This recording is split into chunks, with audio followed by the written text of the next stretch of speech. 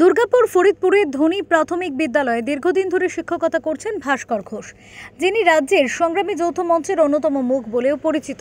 বৃহস্পতিবার ভাস্কর ঘোষ স্কুলে থাকাকালীনই ক্লাস না করে বেতন তোলা মানছি না, মানব না লেখা প্লাকার্ড হাতে নিয়ে স্কুলে হাজির হন কয়েকশো অভিভাবক। তারা স্লোগান দিতে থাকেন। উত্তেজনা ছড়িয়ে পড়ে স্কুল চত্বরে। স্কুলের দুই শিক্ষিকার সাথে বচসাতেও জড়িয়ে যান অভিভাবকরা। বিক্ষোভকারী উত্তম কুমার হাজরার অভিযোগ, নিয়মিত স্কুলে আসেন না ভাস্কর ঘোষ, যার ফলে নিয়মিত পঠন পাঠন থেকেও বঞ্চিত হচ্ছে পড়ুয়ারা।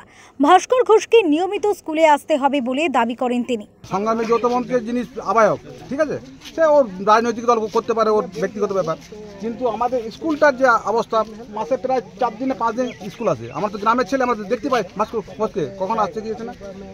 এই হচ্ছে বক্তব্য। ঠিক পঠন পাঠনটা ঠিক করতে হবে তো। আপনি যৌথ মঞ্চরা হতে পারে, যেখানে মঞ্চ করতে পারেন, আপনার সংগঠন করার অধিকার আছে।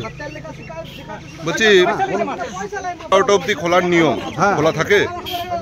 11:30 পর্যন্ত খোলা থাকে? 11:30 পর্যন্ত ওই তো বললাম তো আপনার, আমরা গ্রামের থেকে দেখতে পাই তো 11:30 পর্যন্ত কখনো খোলা থাকে না। কোনোদিন 9টার সময় চলে যায়, আর কোনো দিন ভাস্কর ঘোষ আসেই না। এরকম করে চলছে। ওই জন্য আজকে গ্রামের সবাই যারা গার্জেন আছে, যাদের ছেলেমেয়েরা পড়ে, তারা বিক্ষোভ করছে। মানে আজকে কি আপনারা তালা লাগিয়ে বিক্ষোভ দেখাচ্ছেন? আপনারা কি তালা ম্যাডাম নিজেই নিরাপত্তা এই জন্য চালালো, আমরা লাগাতে। কি চাইছেন আপনারা? আমরা চাইছি স্কুলের পঠন পাঠনটা যেন ছাত্রছাত্রীদের ভালো হয়। তবে ভাস্কর ঘোষ পুরো অভিযোগ ভিত্তিহীন বলে দাবি করেছেন। তিনি বলেন, এই বিক্ষোভে গ্রামের মানুষ কম রয়েছেন, বেশিরভাগই বাইরের মানুষ। এর পিছনে শাসক দলের মদত রয়েছে। এইসব করে সংগ্রামী যৌথ মঞ্চের আন্দোলনকে দমাতে চাইছেন তারা। নিজে ছুটি নিয়ে আন্দোলন করব না কি করব সেটা নিয়ে কারোর কিছু বলার নেই। আর ওনাদের যদি এত অবজেকশন থেকে থাকে, তাহলে উপরে জানান, অসুবিধা কি আছে? কারা আন্দোলন করছে? এরা সব শাসক দলের লোকজন, সম্পূর্ণরূপেই শাসক দলের। দেখুন, আন্দোলনকে দমাতে না পেরে অস্বস্তিতে পড়ে এখন ওরা ঠিক করেছে যে করেই হোক এই আন্দোলনকে তুলতে হবে। তা ওদের মেন টার্গেট হচ্ছে এখন আমি।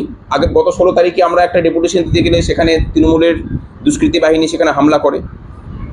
তারপরে হচ্ছে যে ওরা এসে পরে আমার নামে মিথ্যা অশ্লীলতাহানির অভিযোগ দেয়। এরপর 29 তারিখে আমরা পাণ্ডবেশ্বরে পাল্টা মিছিল করতে গেলে 28 তারিখে আবার আমার নামে আরেকটা মিথ্যা অভিযোগ দায়ের করে, যে মহিলাকে আমি তার চিনিও না, কিছুই না, কারণ সেদিন আমরা মার খেয়েছিলাম। তার ভিডিও আছে, তার সমস্ত রেকর্ড আছে। চেষ্টা করছে যাতে আমাকে দমিয়ে দিয়ে এই আন্দোলনকে দমানো যায়।